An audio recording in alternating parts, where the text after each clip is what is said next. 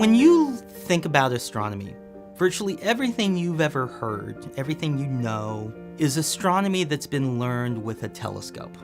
All of us have grown up in a world that sees the universe through the eyes of Hubble. But there's a lot about the stories that you can't just learn from the light. And the thing that's so exciting about this event is that it's something we've always known, we've always predicted, that if you had light and gravity together, the two pieces of information could tell you something more.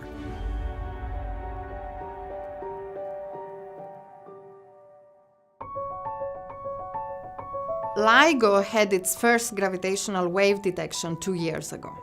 And that was, of course, the beginning of a new field, the field of gravitational wave astronomy. LIGO's detections before have all been of black holes. And so we've been waiting for this event. The news of this detection first came out on the morning of August 17th. First, there were several emails sent around to members of the LIGO and Virgo scientific collaborations saying that an interesting alert had been picked up that may or may not have been a gravitational wave source. The signal was so loud.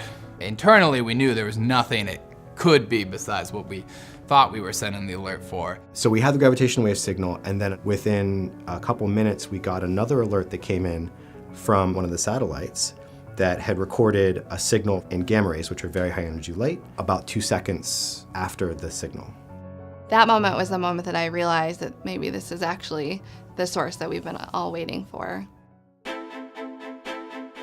What we were seeing in the signal was the spiral dance and eventual death of a pair of neutron stars.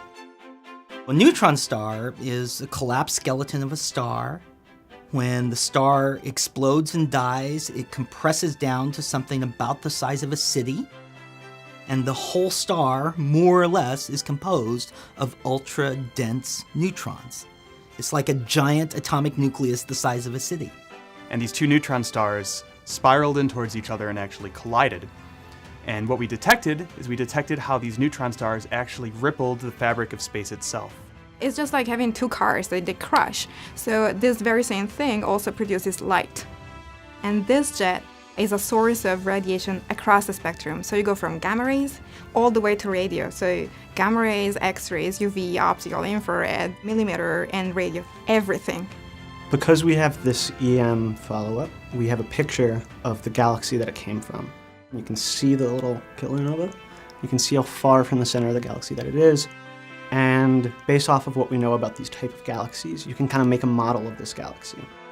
And that's the amazing thing with this source. For the first time, we saw the final collision of two neutron stars. And for the first time, we saw this multi-messenger message of combined gravitational waves and electromagnetic waves.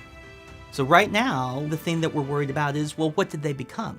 What happens to two neutron stars when they combine? Do they make one new gigantic super neutron star? Or do they become a black hole? We don't know. So this is the beginning of a very exciting time.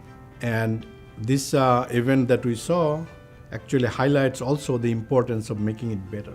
But that's why we do astronomy. We keep looking because we're going to pile more and more onto the pile of things that we've seen, and it will eventually illuminate that question.